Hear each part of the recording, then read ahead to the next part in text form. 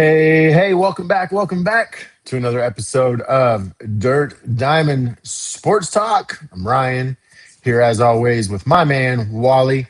And don't forget, guys, you can find us live on YouTube now. And of course, on Spotify, Apple Podcasts, or wherever you find your favorite podcast. Give us a subscribe. Like, you can even comment on some of those podcast apps. Leave us some questions to address in a following episode. Tonight's questions that we're going to talk about a little bit. Did the Red Sox series that the Astros just finished up 2-3 change your confidence level, or was it just a good weekend? Is Bryce Matthews forcing himself into the everyday lineup conversation?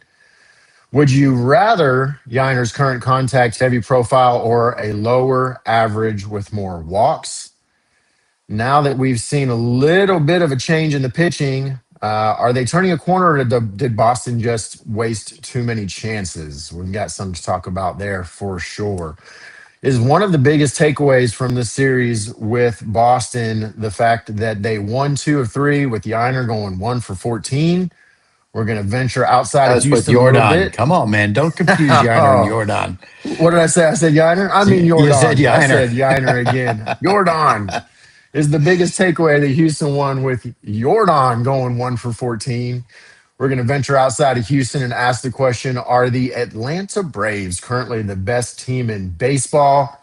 And one more thing about the Braves there is Chris Sale is in the news. Is he starting to really look like an ace? And does he have a Hall of Fame uh, argument to be made so far at this latter end of his career? Wally, the Astros took that series in Fenway, 2 of 3 after dropping that opener.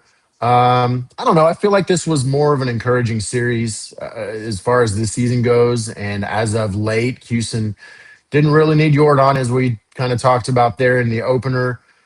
Pitching was better. Bryce Matthews is really having a breakout go and looking really good. Cam Smith delivered. The defense showed up in key leverage spots. I think that this series in Boston, despite the fact that it was Boston, really gave Houston fans maybe a little bit of hope that there's some real baseball yet to be played from this team. Yeah, the Red Sox have turned into the American League's version of the Rockies. They're just really that you talk about a team that's We're just gonna having clip that. We're gonna clip that just one. just you talk about a team that's just having a bad year, and it's dysfunctional and it's a mess. And you wonder with Cora being fired, was Breslow just getting out ahead of things? But the team had no spark over the weekend. Uh, I think the answer to your questions with the Astros and the Red Sox was yes and yes. The Astros did what you're supposed to do against a bad team. You beat them. You don't necessarily have to make a big fuss over the situation. The Astros had some decent hitting. They did not hit in the clutch, but then again, the Red Sox were only 3 for 28 in the clutch with men in scoring position either. Astros 4 for 25, but the Astros hit the long ball. Yep. That's what put the Astros over the top. Is they had 3 home runs in 3 games. Hmm. They had an OPS of 821, and Cam Smith came through with a big hit today. The pitching was as good as funny, the best 2 series the Astros have had with pitching all year is up against the Red Sox at home and on the road.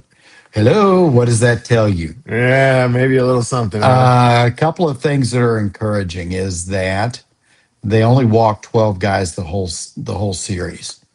There have been games when they walked 11, almost 12 guys in a game, if I'm not mistaken. Four walks a game is still too high. You'd like it to have 3 or below, but it's a step in the right direction. 233 ERA, 144 WHIP, 16 pitches an inning, and a 62% strike. It's fine. It's not Yep. outstanding, but it's fine. And they did what you're supposed to do against a bad team is win. Yep. Well, so let's touch a little bit game to game. That first game was the frustrating one. 11 hits and only scoring one run. The offense just couldn't cash in with runners on base. You kind of already touched that.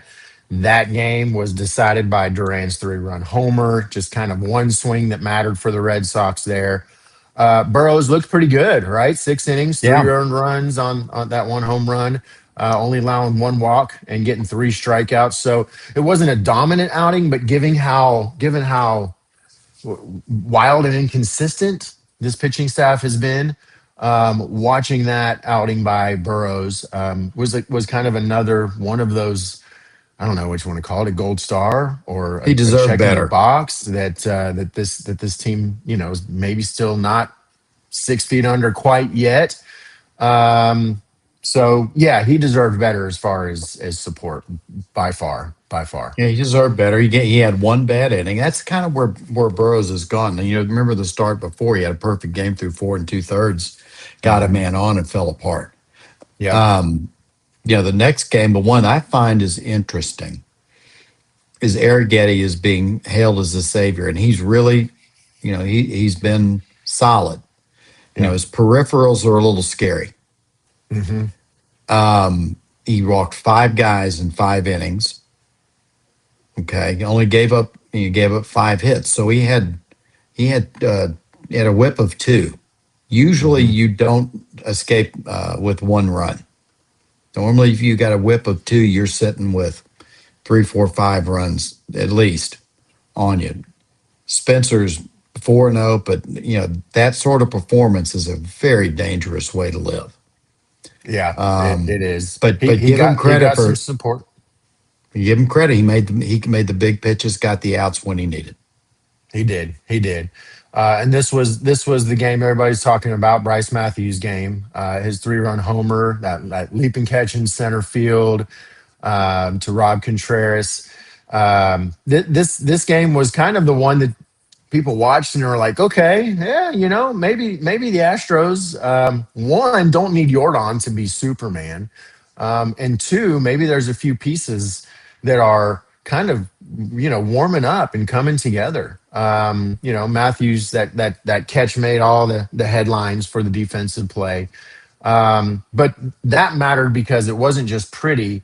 It prevented Boston from turning an inning into something that was so much bigger. So defense really hasn't been a big thing that we've yapped about, fussed about, complained about, or praised about either. Really, the defense has kind of been something that we've kind of just accepted as it was. But yeah, Bryce changed the game, changed that game with his bat, and protected that game with the glove. You and I have talked about Matthews the last probably 3 shows. Hmm. There's little subtleties that are improving. The thing that we've been looking at, I think it really comes to the fore, is his strikeout rate is dropping. He was at 50%. Now he struck out 30% of the time this this series, 10 at bats. 10 at bats. Let's see, total plate appearances. He had 11 plate appearances, so 27% strikeout rate. Still too high. Like to see that number closer to 20. But one of the things I'm seeing with Matthews is he's starting to go the other way more, which means he's staying on the ball more. He had a little check swing hit to right field a few games ago that you don't have if you're trying to pull everything. He's certainly athletic.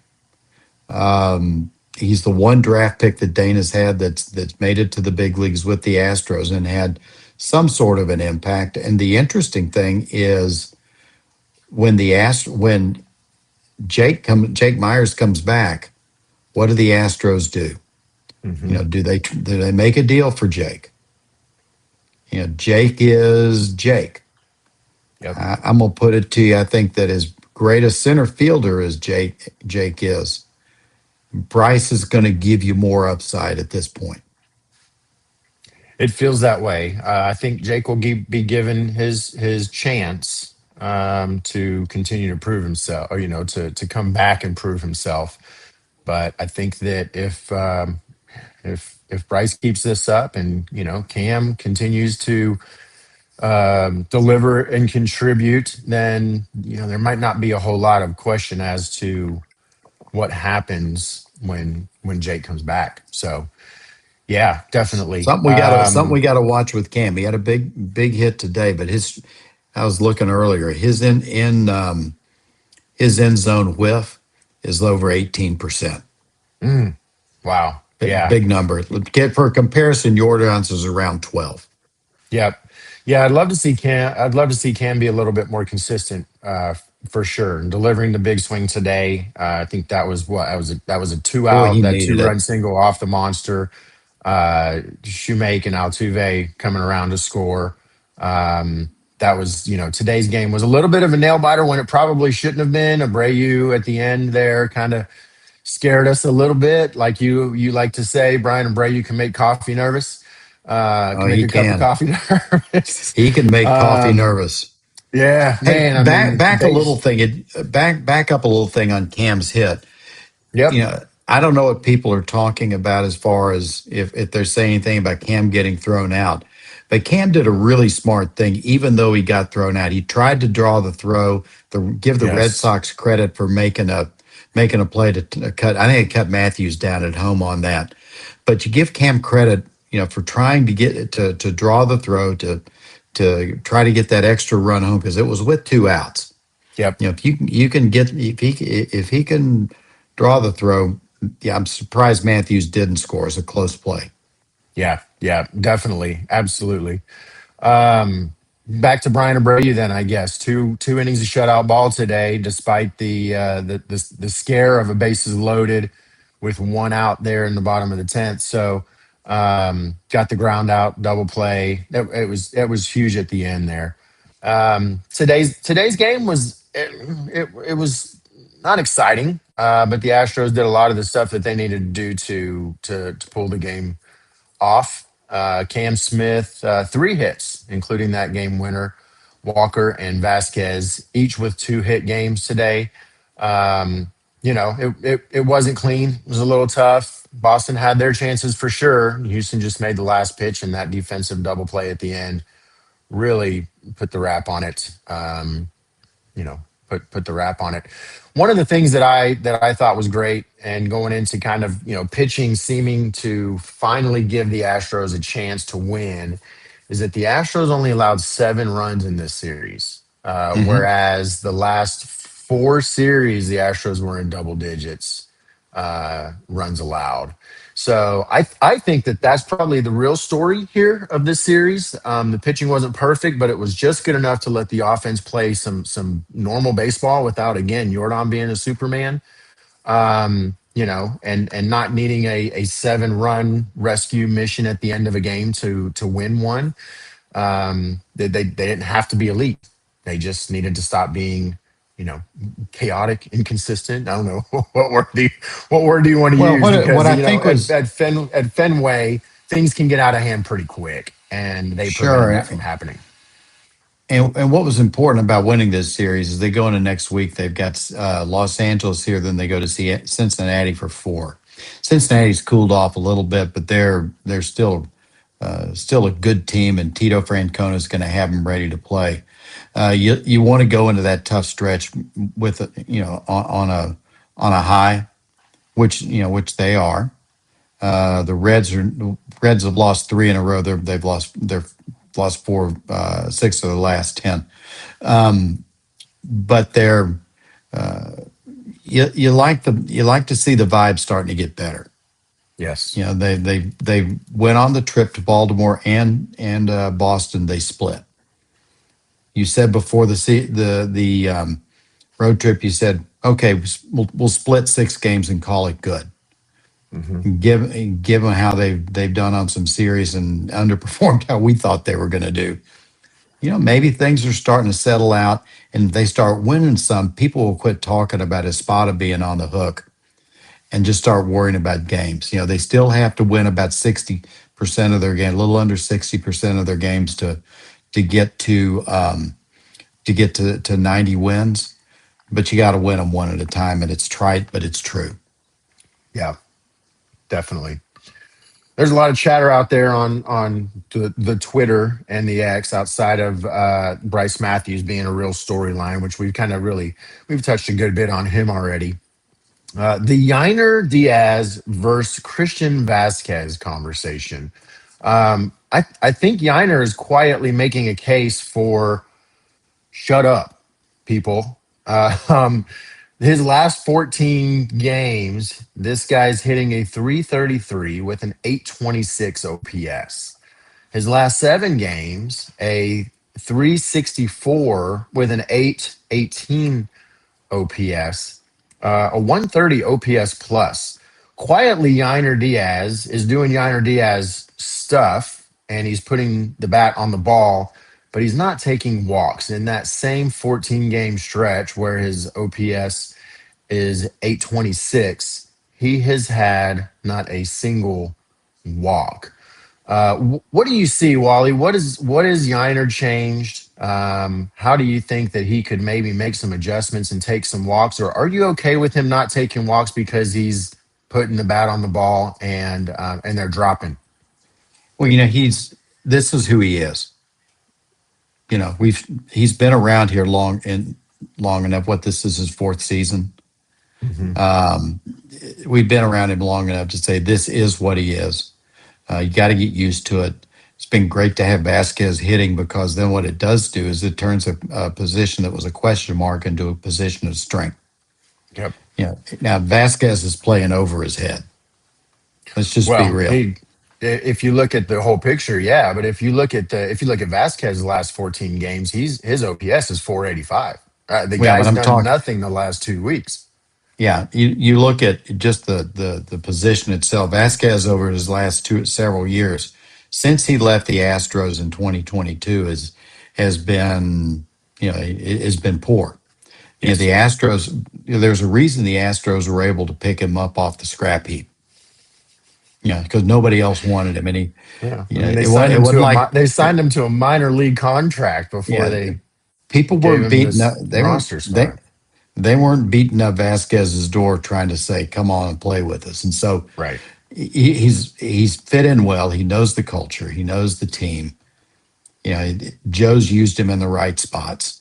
Um, I think with Yiner, he is what he is, and I think the fact that he is what he is can lead to very high highs and very low lows. Hmm. But it does put his long term consistency at risk. Yeah, it When it he does. when he controls the zone, he's a beast. Unfortunately, he doesn't control the zone all that much, and you hope he can at some point in time it all clicks where he does control the zone, because few players on the Astros have balls that jump off the bat like they do with Yiners. They do. The most exciting thing for me in that 14-day streak is a slug of 500. And I think that that's what we need out of Yiner. I'm okay with not taking the walks. If that slug is up there in that 450 to 500 range, um, yeah, then we're getting out of Yiner, like you said, what we know we should be getting out of Yiner, and let Yiner play Yiner ball. And he's going to play at the bottom of the lineup where, good extra base hits, good strong hits where you've got a couple of guys or a guy on base in front of you, um, and runs scored. That's what you want and what you need out of Yiner there at the bottom of the lineup. Yeah, you can't expect him to do what he's not. Exactly. Exactly. He's just not. Yep. Yep. Let him be who he be. All right. There's- So let's leave the friendly confines of Houston, and we picked on the Atlanta Braves to really kind of discuss what's going on as far as the echelon of teams right now. And I think that we can probably clearly say, even with the Dodgers coming to town, because we know that their last 2 series weren't that convincing that the Dodgers are the best team in baseball. Um, is it the Atlanta Braves? there's three teams up that you can say that are clearly in that top rung, you've got the Braves, you've got the Yankees, you got the Dodgers. Yeah, you're right. The Dodgers have. I saw something they lost what um, 9 of their last 15 or something along those lines. Every team's going to go through that, aren't they? Yeah. The Braves have been consistently the best team for so far this year. The Yankees you can get an argument from the Yankees. Throw some numbers out. The Braves are outscoring their opponents by 1.7 runs a game. That's a bunch. What's driving it looks like, is they've got guys like Ozzy Albies is having a comeback here. Dominic Smith is becoming is the player that they thought that the Mets thought that they were going to get all those years ago. Dubon, Mauricio Dubon, he's got a 752 OPS. Now, is a Dubon a 752 OPS guy? I don't think so. He's not going to keep that up. But Ha-Seong Kim is going to be coming back, and they can make Dubon into a utility player. Even if Dubon's a 700 OPS guy, as a utility player, he's great. Dominic Smith is one you wonder, is it flash, or is it really the player that they thought he should have been all these years? Ozzy Albies has been an underperformer all these years. History will tell you Acuna's not even peaked. well, Acuna's not having that great a year, and he's on the IL. Hmm. Austin Riley's not having a great year. You would expect that guys like Riley and Yastrzemski and Acuna would get better. Albies, Smith, and Dubon will go to the mean. But really, what's driving them is guys like Olson, Drake Baldwin, and Michael Harris second are having, or Michael Harris 11 is having a great year. It's Yeah, I you got, I caught. got that joke. Hopefully, somebody else did too. Sorry. It was Um, good. um, Couple of guys in the pitching side that are really having a comeback year is Bryce Elder. Martin Perez is having a great year. I trust Elder to maybe keep it up. Martin Perez is going to slide. And what they've done is guys like Spencer Schwellenbach have been out. He's out the whole year. Spencer Strider's been out, and they've been able to overcome those, make up for those guys being out. And their bullpen's been great too. Robert Suarez has picked up for the injured Jose uh, uh, Raisel Iglesias. He's got 4 saves, whereas Iglesias has 5. Um, Chris Sale remains a solid starter. He's 6-1. It's a team right now that's not showing any weakness at all. Mm-mm. Um, what they've also got going for them is their division's not very good. They can Yep. relax and play. Yep. Yep. This Atlanta team, this Atlanta team, the Atlanta Braves as a whole have had some extremely great teams over the course of the history. Iconic teams, dominant teams. Interestingly enough, though, this 35 game start of 25-10 is the best 35 game start for the Atlanta Braves since 1892. You have to go back to 1892 to find the last time that this franchise started this well. That's historically good when you consider all of the great teams that have come out wearing an Atlanta Braves uniform. Yeah. As old as I am, I don't even remember them. Yeah. You brought up Chris Sale. Um, the guy is looking dominant right now. Ace level stuff, right? He's kind of at the latter end of his career. I would say. I think most would probably agree. Do you think? And this was Wally's question to me earlier, but I'm going to pitch it back to him. Um, do you think Chris Sale has a decent argument or a decent case for entering the Baseball Hall of Fame? He's getting there. He's got like a 629 winning percentage. He's won 51 games, 151 games in his 151. 151 games in his career. Wins are not prioritized as they used to be. I am old school and say wins still do matter because it shows me a pitcher who can get the big out when he really needs to and put a team on his back to win the game. Yeah. Um, he's at 151 now. I think he needs another between 25 and 35 wins. If he gets to 180, I think that he's got a good argument because he's Hmm. also been the dominant pitcher on his team and on that top fringe of pitchers in the league for many years. He had the several years with Boston when he only won 17 games over 4 years. Hmm. So people thought he was done. So once he went to Atlanta, he's kicked it back in. Last year he was hurt. He was only 7-5, but he's 6-1 this Yep. year. Let's Yep. just say he gets to 17, 18 wins. 18 is the most he's won in a season.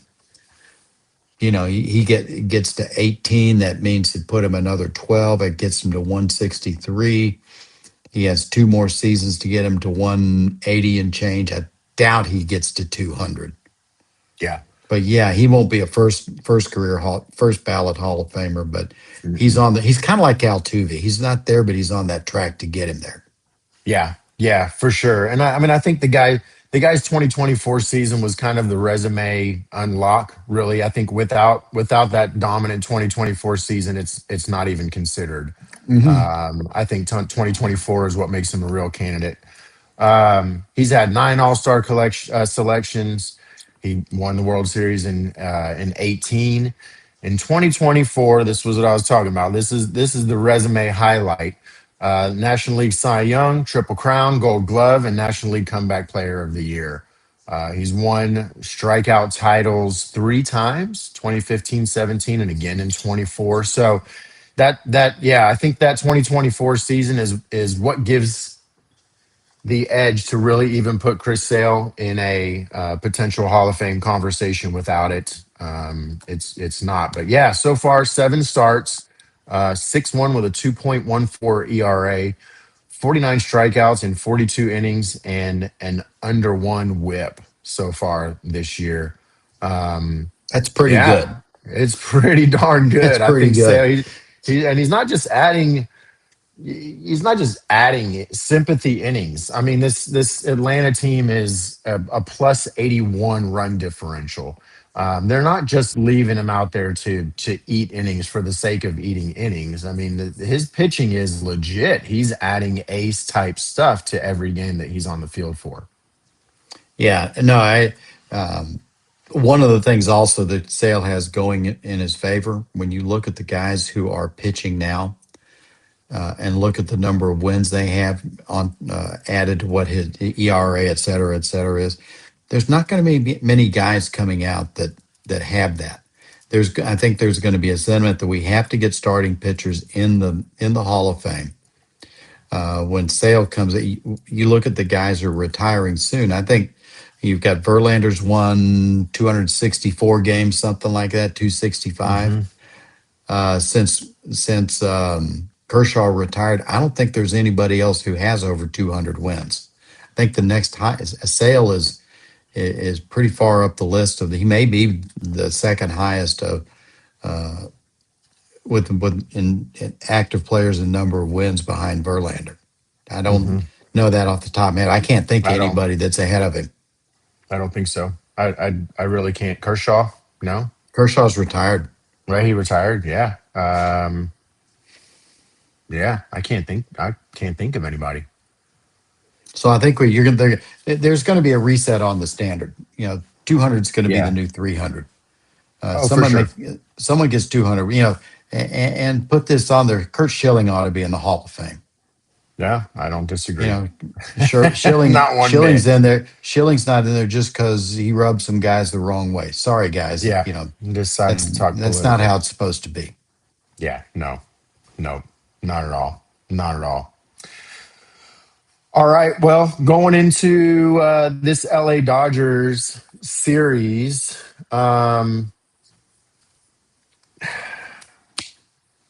is the cleaner version that we saw of Astros this weekend? Is this Dodgers series coming up a measuring stick, a reality check?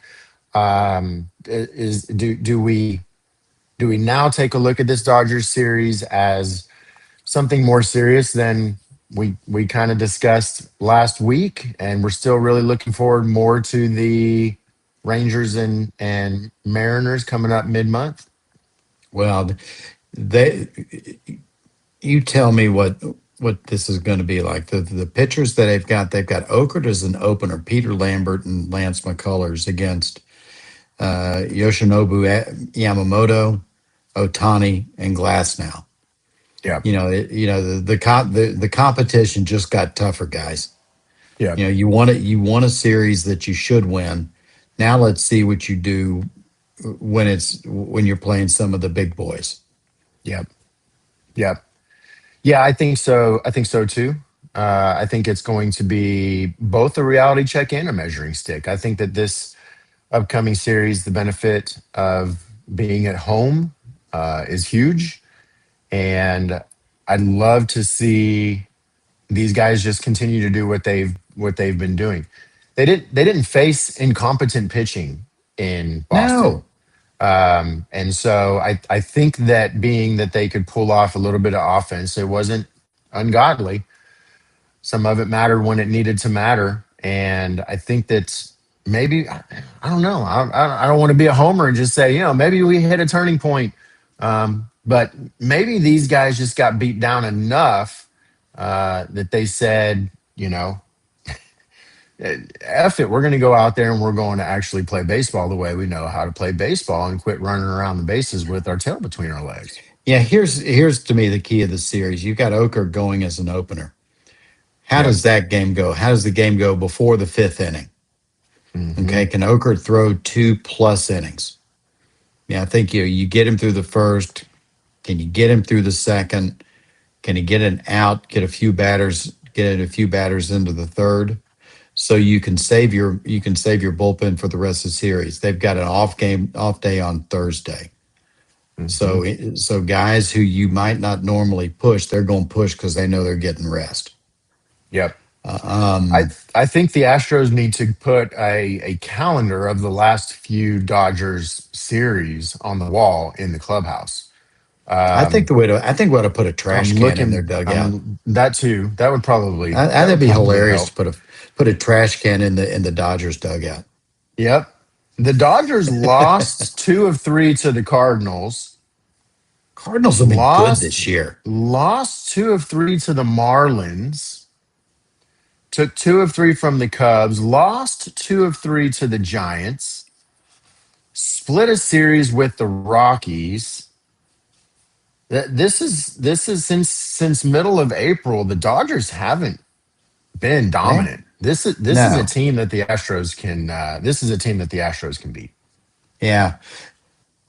If someone says before the series, we'll give you 2 out of 3, you don't have to play the series. I'm like sold. Yep, absolutely. Um, you mentioned the Cardinals. I don't think they're this good, but who on their dance card, their bingo card had the Cardinals being 20-14. They cleaned our Yeah, clock when they yep, came in. yep, They beat us like a rented mule. yeah. We did not look good against the Cardinals. Yep. Yeah, man. All right. Well, any final thoughts before we roll up and wrap up the week? No, I think it's a good series win. Like you say, I think you hit it. You don't want to be too high on this series. It feels like things we've said the starting pitching feels like it's getting lined out. We did that before in the last show. It's Cody Bolton was an opener today, but the rest of it seems like it's getting lined out a little bit. And if they can get it, Brian Abreu's appearance today might, if it turns around, might be one of the most important appearances that they have for the whole season Yeah. because he's got such electric stuff. If he can get it straight, and let's not kid yourself, the guy went 2 innings in 2 pressure innings when the guy had been terrible all season. Yeah. Today was definitely high leverage for Brian Abreu. So how does that carry forward? Is this something, even when Hader comes back, you're going to slot him in the eighth? Well, those are leverage innings too. So I think that, 100%. my closing thought is that, take a look. If things get better for Abreu the rest of the season, put a circle around today's game and note that this is where it started. Yeah, I don't disagree. I think today was huge for Brian Abreu, definitely, and yeah, this series could have been pretty huge for the Astros if they needed a good confidence boost going into Fenway and putting together a couple of really good total package games going into a series against LA, who is a at this point looks like a beatable team. They're not the big bad mamma jamma that a lot of people have really played them out to be. Spent a bunch of money. We'll see how Kyle Tucker is received coming back in a Dodgers uniform into now Dyken Well, Park. they'll So, have a video. No, they oh, won't have they a better. video. No, they won't, No, because that's they had right. him with the No, Cubs last year. they did it last year with He's the Cubs. he's You're just a right. dude now. He's just a dude in the Dodgers uniform now, Yeah, he's a dude. batting 240 something, Yeah. getting paid $1 billion. Rich people's problems. Ooh, man, tell me about it. Tell me about it.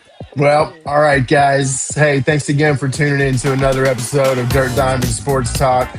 Don't forget to click that subscribe button. Give us a like. Head over there to YouTube so you can watch the video of our ugly mugs talking baseball night to night. Hey, guys, thanks again. I'm Ryan. Thanks, That's my everybody. man, Wally. Appreciate it. Go Stros. Go Stros.